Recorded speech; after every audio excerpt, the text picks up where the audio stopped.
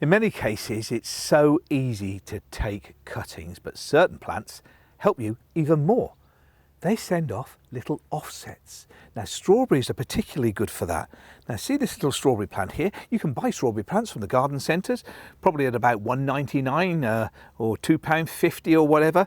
And it's buy one, get up to 20 free. I kid you not at the garden centre, but after the plant has grown in your own garden. Because this little plant grows, it produces flowers, which produce strawberries, which you eat, and then it produces runners. Now here's a runner from my strawberry patch just over there. Now this grows from the original plant. And at every joint, or node as we call it, there is a baby plant growing. Look, there's one growing there, and there's one growing there as well.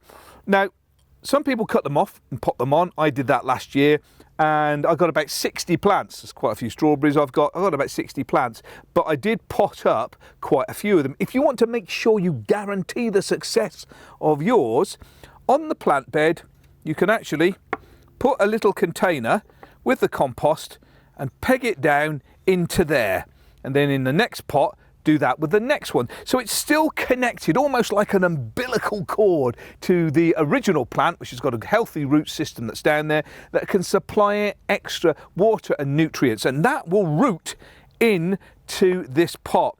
And then when it's rooted into the pot, you clip either side, and then you've got a brand new plant. And that's how you can grow lots and lots of new strawberries from using your existing plants. And it's well worth doing this, because sometimes strawberries run out of energy, and it's always best to be planting new strawberries in your bed to continue the success on production. So the first tip I'm giving you is strawberry runners. Buy them, plant your strawberries, and harvest the new plants. I think they're called runners because they always run off in different directions. I've even got some growing out the side of my raised bed, so they hang down. So I wouldn't call those runners, I'll call those droopers. But it's the same thing. Baby plants for free. So make sure you propagate your own strawberries. Now, it's not just strawberries that produce their own baby plants. If you like growing indoor plants, here's a very interesting one. Now, this you may recognise as the spider plant, a really safe plant to have in your home. It also cleans the air really well and produces lots of fresh oxygen, and it lives for years and years. It's pretty indestructible, really, and all you need to do is to make sure you water it, it doesn't dry. Even if you let it dry out, it's got really good thick root system. I'll show you here. I'm giving the pot a squeeze. Look at that. Great storage capacity in there. They're very, very good house plant to have in the home, and beautiful colours of striped green and white. But occasionally they throw out these little shoots here, which looks completely different from a bit of foliage, because this is sending out new plants. Now, here's one that I've grown for a while, and as you can see, all of these that have come from that spike, every one of them, like the strawberry, is a new baby plant. And you can do a couple of things with these. For a start off, you could just get a glass of water and then let one of the ends, let me just grab one up here, let one of the ends sit in that water like that, and you sit it on top of the pot. And what happens is the roots will start to grow in the water, but it will get extra nutrients, of course, because it's still connected to the mother plant with almost its horticultural umbilical cord, and that will root. If it's a bit awkward and your plant's hanging in the air, you can actually cut it off and put it into a glass of water. Now, you want to make sure that the base of the plant is in the water. Now, I've used a bit of foil on the top, and I've done that for a couple of reasons. One, to hold the plant upright so it's not just laying on the surface of the water, and two, to stop a lot of the water evaporating. So a little bit of foil on the top, and that will produce roots into that glass that you can then take and pot up and grow on. But the secret is anything that you've rooted in water sometimes can go through a bit of a stressful period when you transfer it from water into peat-free compost or garden soil. It's really because the plant's in water and it's easy to absorb the water. It's not going to be sitting in complete water if you pot it up with peat-free compost or straight into the ground. It'll have to search for that water, so make sure once you transfer them to water them on a regular basis. Well, there you have it. Two really good ways of growing plants from effectively offsets or runners or droopers or whatever you want to call them. And because they're still connected to the master plant, if you dip them into soil or water, they get that extra food, which means that you're almost guaranteed success, which is a pretty good start when it comes down to propagating. Now, there are many other different ways to take cuttings, and let me just talk you through, because it's a massive topic, taking cuttings. I studied in 3 different horticultural colleges, learning about propagation almost every week. How I condense that, I don't know, but I'll just to expand on it, I'm going to give you some specifics which are easy for you to do. But generally termed, about a lot of the plants that you've got in the garden, certainly shrubs and the like, there are 3 real different stages of growth. First of all, there is the young growth, like this little end bit here that's just growing. It's all soft and young, just like that. Then there is what we call hardwood, which is the stem, like, you know, about the size of a pencil, something similar to that and quite thick.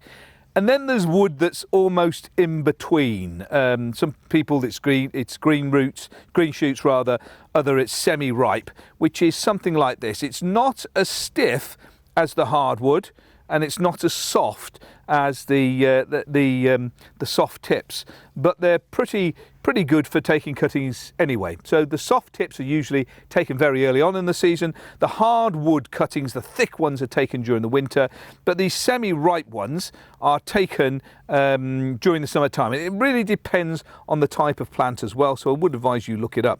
So to take a cutting, generally speaking, you take one proportionate in size, something similar to this, and then if you look along the plant, you see where the leaf joins the stem, it slightly swells. It's a little swelling, so it's like a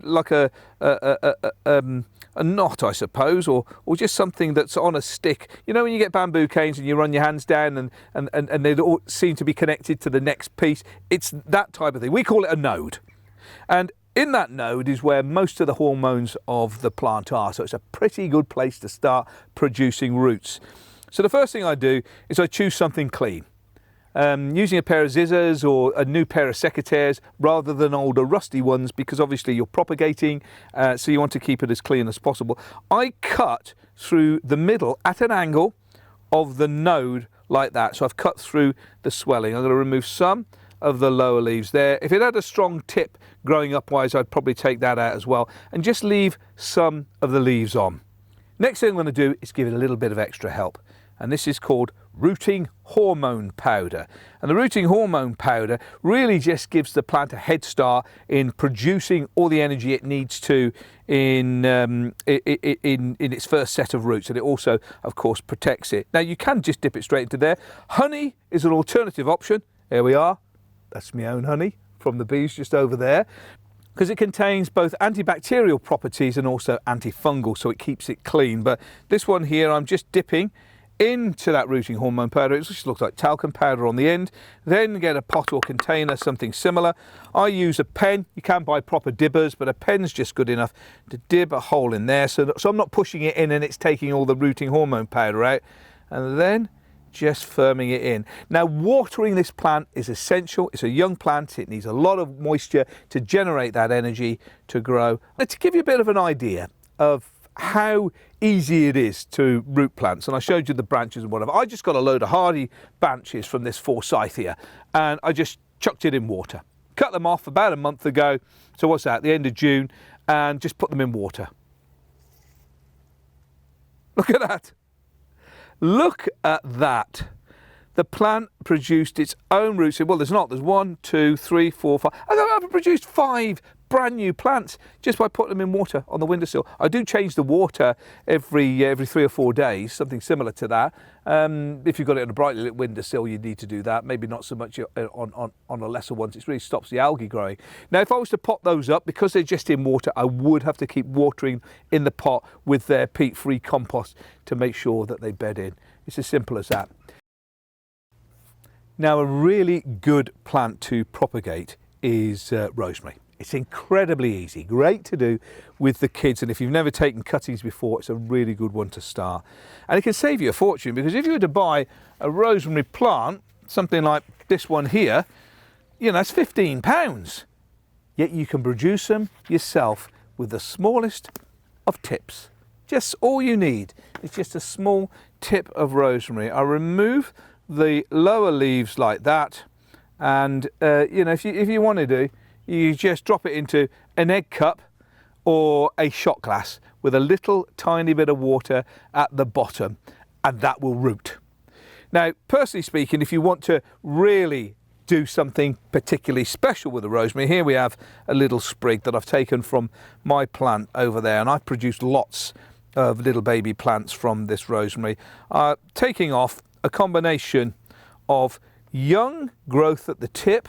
As you notice, it's a little bit more woodier at the bottom. I'm removing some of the lower leaves because the plant hasn't got a full root system yet, because obviously we've separated it from the bigger plant, so it'll need a lot of moisture to keep those leaves going. So I'm taking a few of them out the way, enough for the plant to be able to photosynthesize and produce energy, but not too draining because it hasn't got a root system yet.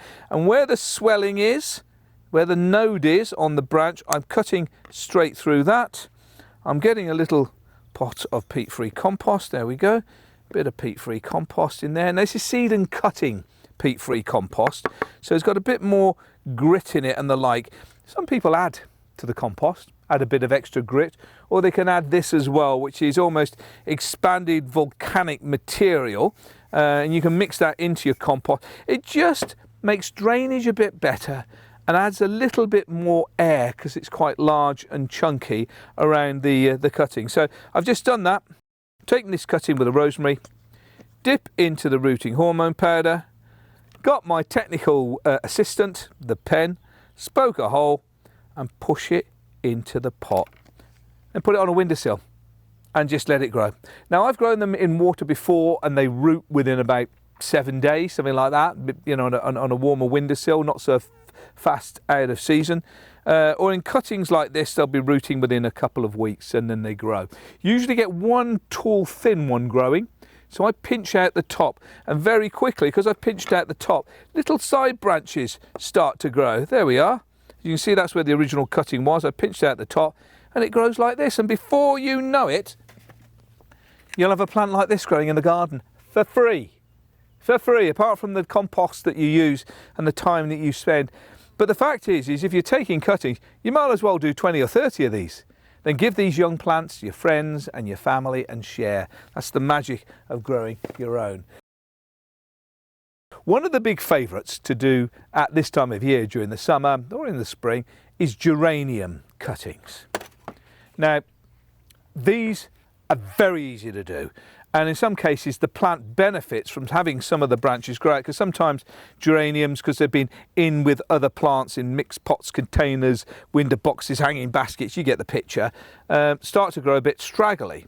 So the first thing you do when you look for when you're looking for something to choose to grow is something that's not dead, diseased or damaged. And with these softwood cuttings here, as well as hardwood, you don't really want to be taking cuttings anything thicker than a pencil. So it's a pencil thickness or smaller. These are all softwood, as you can see, because it's all current growth. So what I'm going to do, again, with either a hefty pair of scissors or a brand new pair of secateurs, really, so you're not getting any of the rust or anything. All your tools should be kept clean anyway. I'm taking a cutting off there. Let's just take that off and see what I've got. So the first thing I want to do is just take away some of these excess leaves at the bottom. Take that one away as well, and then examine whether there's any flowers coming up. In this case there isn't, there's just a new leaf. So what I've got at the bottom is the swelling there, or the node, and the space in between two nodes, called an internode, but there we go, too much information. I'm then going to cut through the middle of that, and that's what I've got as a cutting perfectly there. I'm then going to give it a little dip into a bit of rooting hormone powder to give it a go. I've got some of my peat-free compost already in position. Just mix that up there, make sure it's nice for the plant. Dib a little hole into there, place the cutting and firm well in. and then repeat, and repeat, and repeat. And before you know it, you've got a whole bank of cuttings. Now, the general gardener's term is there's no reason why they shouldn't all root, but some do and some don't, depends on whether you've missed a watering or you've watered too much. So I always do plenty of cuttings. There's always plenty of material about, and then you can accept a few losses as you go. But, you know, it gives me a moment of wonder, I suppose, that we can produce brand new plants that are an exact copy of the original. And that's effectively what we're doing. We're cloning the plant. It's like taking one of your fingers and potting it up and growing an exact copy of yourself. Of course, we can't do that as humans, but we can do that with plants. And that's all about taking cuttings. Now, the next one here is a Sansevieria, otherwise known as mother-in-law's tongue or snake plant. It's a very, very popular houseplant because it's pretty indestructible. It's a great air cleaner as well as the spider plant.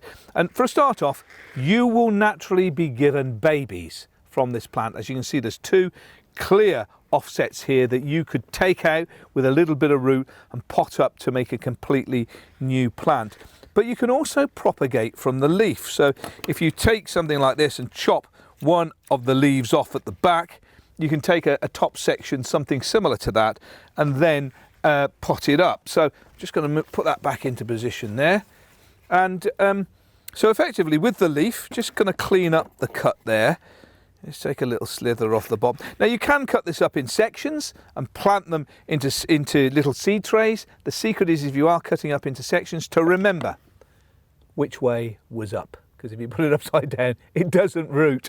But right way up, you've got it like this here. So if I was to get a container with some, you can put it into a cup of water to get it to root if you wish, or you can put it straight into compost. So I divot a little hole, just a line like that, into the compost and insert the leaf down and then firm into position and then water. Nature's a marvellous thing. Here's one that I did earlier. This is a green one rather than a variegated one. Suddenly, when it develops its root system, it starts to produce a baby plant. Now you can let this grow, leaving the leaf in position to be able to help accelerate the growth, because it's a big leaf space that's photosynthesizing, it's producing food, producing roots and growing. And then you can separate it if you wish from the big leaf to then produce a perfect smaller plant. Beautiful, isn't it? And that is as easy as it comes. Select a leaf, take it off, insert it in compost, and it grows and produces a baby plant. And this production works particularly well. In fact, some people, let me just take this other plant. This is a cheese plant. Some people get these cheese plants and they get really big in their home and they're saying, David, how can I stop it? Can I chop the top off? Well, you can do more there. You can produce a new plant, because this is an aerial root. They're climbers, really. They're creepers. They creep along the ground and they creep up tall trees in the rainforest to get to the height of the canopy so they can get access to the sunlight to grow.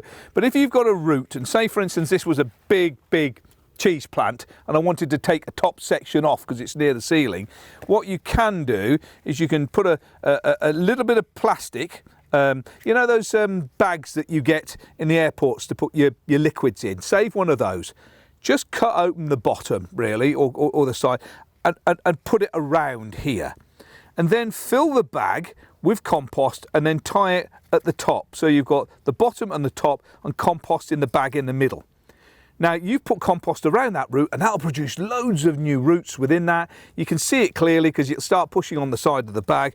And when that's produced its own root system, you can then cut it off, take that section, pot it up, a completely new plant. And it also solves the problem with the height as well. Last one of my favourites.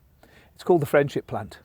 It's called the friendship plant because people produce little plants from it and give it to friends. And because it's an exact clone, you're taking that plant and giving it into your friends' homes as well. Now you've probably seen these, a lot of takeaway restaurants or businesses by the front door. It is in fact the money tree. Some people call it the jade plant.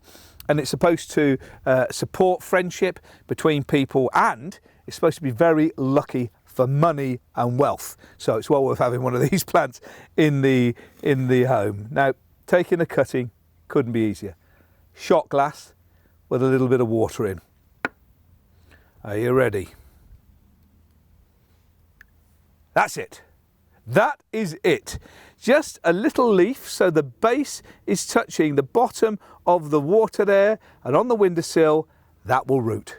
It'll root and then it'll start to grow. You can then pot it up, and before you know it, you'll have a little baby crassula plant, a little baby money tree that you can either grow on or pass on to friends and family. And every time you go into their house, it's not a different plant, it's the exact same plant because it's a clonal. It reproduces the exact same as the one you've got at home. Well, there you have it, a whole host of different ideas on producing and growing your own from cuttings and offsets and a whole host of other things. Taking these cuttings couldn't be any easier. Now, if you are interested, I do a free monthly newsletter that you can subscribe to, and it's in the descriptions below. It's free of charge and it's packed with ideas. Also, don't forget to turn on your notifications so I can let you know when there's more great video content like this, and it's all for free. And also, if you've got friends that are interested in gardening, please share it with them too. If you can spare a moment to give me a thumbs up, I'll be very grateful.